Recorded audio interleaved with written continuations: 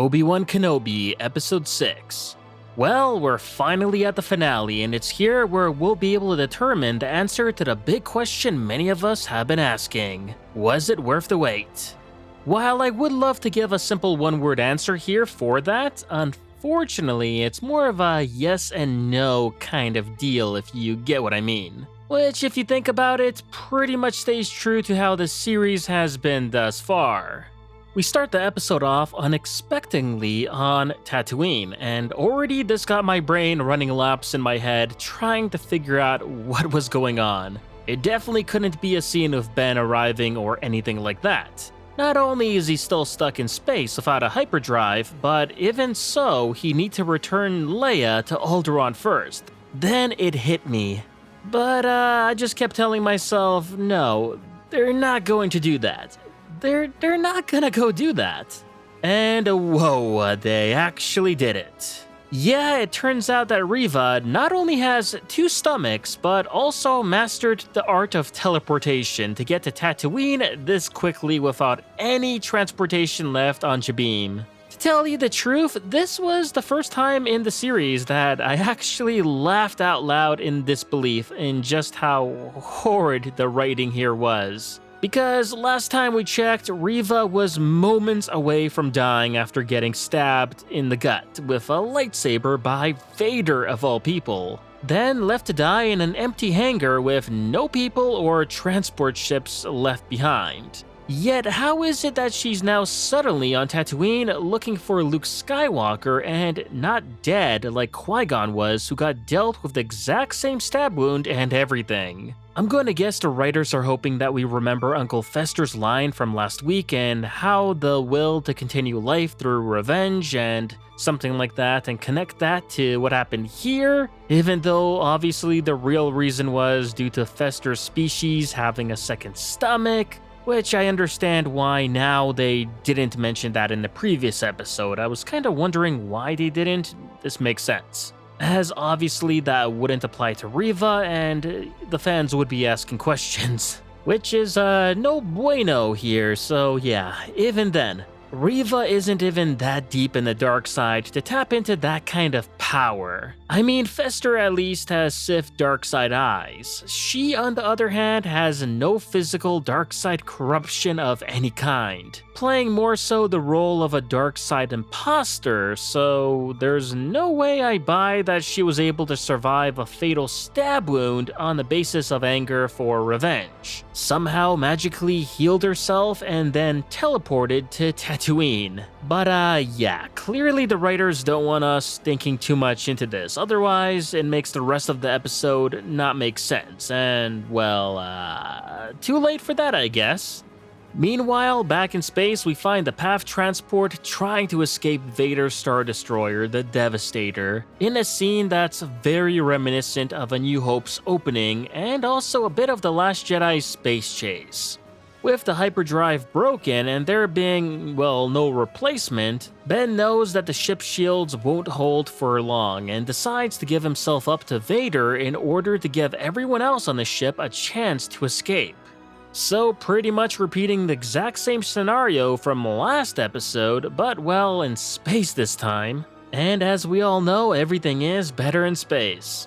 Aside from the lack of originality, I did like how this space sequence presented itself visually at least. As even though the Star Destroyer is peppering damage onto the transport shields, Vader at the same time doesn't want to destroy it, killing Kenobi, rather trying to play it safe by scaring it or at the very least damage it enough into submission. I also liked seeing Vader lead the charge alongside Fester here. It was some cool imagery since we almost never see these two do anything together like this, so I appreciated how they kept him in the scene in this episode. That said, Lucasfilm forgetting to add CGI to Fester's eyes in the interior scenes, well, they did bug me a bit. I know I mention a lot about the bad writing or directing choices here, but this clearly was a lazy and unfinished editing job to forget to give Fester his yellow Sith eyes. It doesn't make or break the scene, but it's a nitpick that shouldn't really exist. Anyway, after telling Roken and Leia about his plan, Ben decides to set off in a small starship to try and distract Vader from off the Path's transport. Once seeing this, Vader reacts to telling the Star Destroyer to forget about the transport and instead follow Kenobi's ship.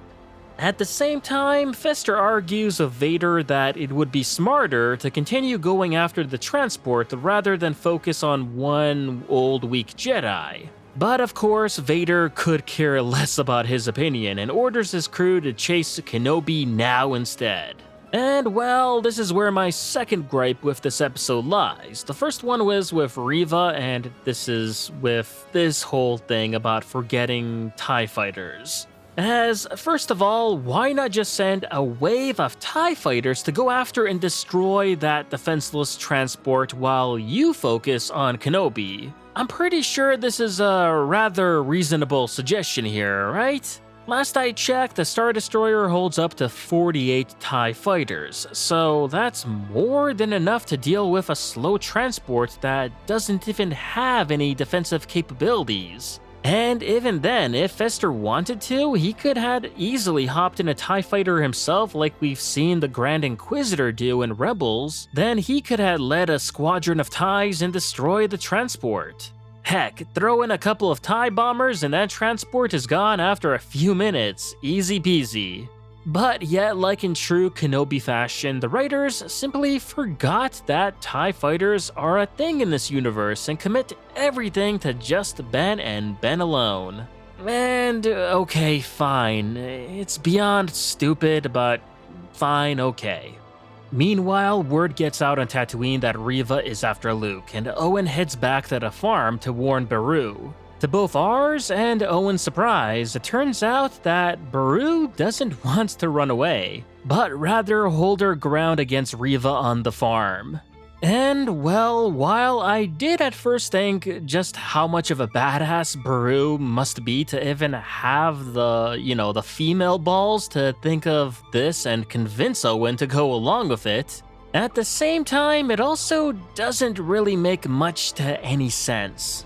Reva is an Imperial Inquisitor, a Force user, a former Jedi, not some Tusken Raider that a pair of untrained farmers can scare off with a couple of shots from their blaster rifles. Not to mention, neither Beru nor Owen even know that Reva is weakened either. She can be at full power for all they know and coming in with an army too. So, as much as I don't want to say it, Beru's decision to stay behind and fight it out was a brain-dead one. It was fun to see, but not the smartest decision at all. At the same time, back in space, Ben lands his starship on a rocky moon nearby, fully knowing that Vader will come after him. Which he certainly does, and it's here where we get the creme de la creme of the entire episode. As it's on this moon that features the rematch of the century that the Kenobi series has been teasing us this entire time. And boy, does it deliver. Not only does the Vader-Kenobi fight scratch that itch of wanting to see a proper lightsaber duel on the show, but it's also packed with some fantastic visuals, quotes, callbacks to other memorable moments in Star Wars. I really can't speak enough praise about this fight. It was amazing, and a beautiful blend of the iconic rhythmic lightsaber dueling from the prequels, and the slower but stoic duels from the original trilogy. I'd say that both sets of fans can find something to satisfy their tastes here. We also end up at one point seeing Vader getting the high ground as he leaves Kenobi for dead. Which, I'm not gonna lie, it would have been so Annie had he said, "Now I have the high ground, master," or something along those lines. Because, that's something Anakin would say and do, but yeah, that's more so of a slight nitpick by me here than an actual problem with this whole sequence. But the best part of all here had to be when Vader, with his exposed face, telling to Kenobi that, "No, you did not kill Anakin Skywalker. I did." And damn, that line not only sends chills down your spine, but shows exactly why Ben told Luke later that Vader killed his father. It also speaks to what a great actor Hayden is in general because, oh boy, he killed it in this scene. Even knowing how to talk with Vader's exact cadence and rhythm, it all worked so perfectly. Oh, and yeah, how could I forget? Vader smiling underneath that mask was not only creepy, but straight up sold that scene. Although, for me personally, the cherry topping on the cake here had to be Kenobi referring to Vader as Darth right before he leaves him, which is a direct throwback to Ben calling him that in A New Hope, and unlike most throwbacks in the show, this part actually fixes the original line. So kudos on Deborah and the writers for doing that. Now, Obi-Wan ends up completely smashing and defeating Vader at the end of it all, largely due to what I think was him underestimating the old man after seeing how weak he was before. But with Obi-Wan being back in tune with the Force, well, he wrecks shop and destroys Vader like he's nothing. And who knew it would only take one bath in the bacta tank for Ben to become full-powered Obi-Wan again. After the fight, Ben leaves Vader and departs the moon on his starship. And that's something I didn't quite fully understand, as he regretted leaving Anakin before alive on Mustafar, at least not that he knew that he would survive. So why does he leave such a dangerous individual like Vader alive here now? Who, mind you, he saw him kill innocent people like they were nothing, but yet he gives him another chance to try and commit more atrocities as well future revenge? I don't know, maybe someone in the comments section can explain to me why Obi-Wan literally spared the Star Wars version of Heinrich Himmler, because I just don't get it. I mean, sure, I know Vader has to survive and all of that jazz. I don't know, I think they could have handled it a little bit differently where it made, more sense. Maybe Obi-Wan faking his death, so even though Vader's defeated, he's still under the belief that Obi-Wan's not alive anymore. There are many ways this could have been handled better, but that's just my opinion, and like I said, overall the fight was awesome. Also, since we're asking questions here, if the Path transport were in desperate need of a new hyperdrive, then why didn't they just take the one from the starship that Ben ends up taking to fight Vader? As clearly this episode shows us that this starship has a working hyperdrive, as Ben uses it to jump into hyperspace and lightspeed his way to Tatooine. So, what gives?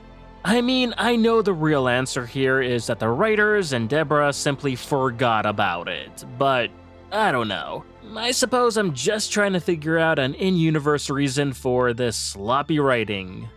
Meanwhile, back on Tatooine, Reva manages to, by no surprise, bypass Beru and Owen. Yet for some reason not kill them, heck, not even maim them at least like she did with that lady in episode 1 who didn't even do anything. Yet here, she spares everyone. I mean, damn, sure, if I knew an Inquisitor was coming to my home too and wouldn't kill or even injure me, then yeah, I'd stand up to them too. Anyway, Reva ends up chasing Luke far outside the Lars Homestead, where she ends up using the Force to knock him out. However, before she could kill him, she then sees herself in him and, big surprise, she changes her mind and calls the whole thing off. She then brings Luke back to Owen and Beru and everyone acts like nothing even happened.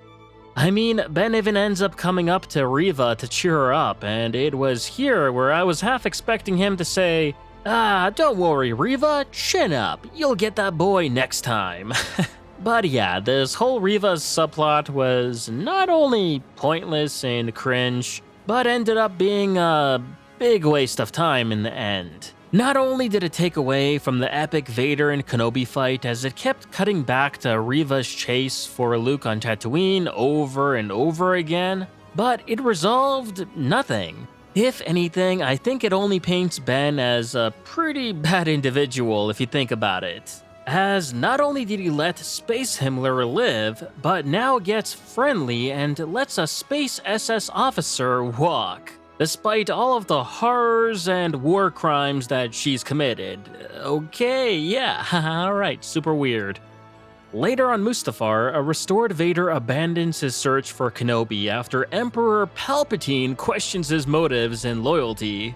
And not only is this little cameo of Palpatine great to see, but it also explains why Vader gives up his search for Kenobi, even though he fully knows that he's still alive. Personally, I wasn't crazy about this explanation, but it's okay, it works. We then afterwards get a short scene of Ben dropping Lola off on Alderaan to Leia. In, I think, yet another scene where Leia confirms that, yes, she knows Ben is called Obi-Wan. She calls him exactly that here, which kinda screws up her message to him in A New Hope, as there, the way she acts and speaks would suggest that she never met him. But clearly this series retcons that, so okay, alright. Then we go back to Tatooine where Ben packs up from his cave home and begins his move to a new home, I think the one that we see in A New Hope. And what's cool here is that he's wearing the exact same outfit, with the exception of the goggles, that he wore in the Marvel comics. So that's a nice little addition here that most fans should be able to catch. But before he leaves completely, he first stops by the Lars Homestead and Owen lets him meet with Luke. And this part I had absolutely no problem with. I think some folks may have had a strange misunderstanding that Luke and Ben had never met before, when that's very much not the case. Luke by A New Hope knew quite well of Ben and has met him several times, hence why there was no awkward introductions between them in that movie. The way they spoke and acted towards each other is the same that two people would do who, while not being close friends or anything like that, still knew each other on some level due to having met on several occasions. Aside from this, to see Ben greeting Luke with that iconic hello there was a nice touch. And really, they couldn't have done any way better than that. Later, as Ben leaves, finally having found his inner peace, he's then able to see and speak with the Force ghost of Qui-Gon Jinn. And whoa, I honestly, at this point, wasn't even expecting that he would show up in this series. I know they kept teasing him a little bit here and there, but I just figured, okay, they're just teasing him, but he's not actually gonna show up, but here he is. And to get this short little cameo of him right at the end was a real treat for the fans. What can I say? An excellent cameo that, well, yeah, teases us for more with a potential season 2. And considering how openly Lucasfilm has spoken about that maybe happening, I wouldn't be surprised if that ends up being the case. But hey, if we do get a season 2 and it's the adventures of Ben and Qui-Gon with a different writer and director, then you know what? I'd actually would be down for that. Anyway, for this episode itself, I did quite enjoy it, and definitely think it's one of, if not the best in the whole series. The Kenobi-Vader fight is epic, and we also get a return of classic music by John Williams here as well, which has thus far been severely lacking, so to hear those old school tracks again felt so good here. We still didn't get any Duel of the Fates that was teased in the trailer, but that's just a nitpick. But unfortunately, not everything here was amazing, obviously, as everything else other than the fight itself was just meh. I mean, sure, I really like Owen in this series. I said he's like my second favorite character here, and I wanted to see more of him here, and well, I got that, but not in the way that I thought I would or wanted. I mean, yeah, I could have done without the whole Reva forcing herself onto the homestead for Luke and all, as that whole subplot was, like I said before, just unnecessary, and I really think Reva's story would have been more powerful had she stayed dead in episode 5. Because bringing her back here alive on Tatooine with no explanation of how she's still standing or got to the planet at all so fast just pulled me right out of that subplot right from the very first minute. This, along with the whole forgetting that TIE fighters exist, are my two big major problems with this episode. But everything else, man, I dug it.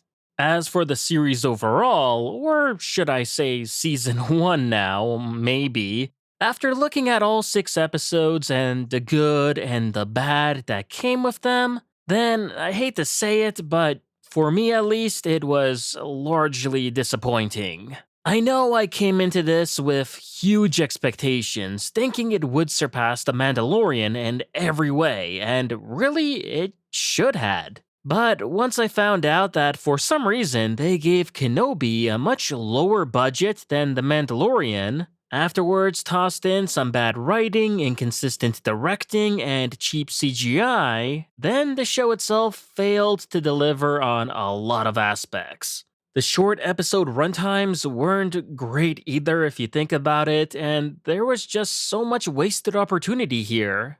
As just imagining how many amazing flashbacks of Obi-Wan and Anakin we could have got, especially those taking place during the Clone Wars, would have been just something out of this world. But unfortunately, they blew it, almost either as if they didn't care or didn't even know this is what fans had wanted, which really is just as bad. Now, don't get me wrong, this series does have some very good parts in it that I enjoyed a lot. But the issue here is that there are far more lows than highs, and, well, Kenobi deserves better, and Star Wars fans who waited a decade for this series deserve better too.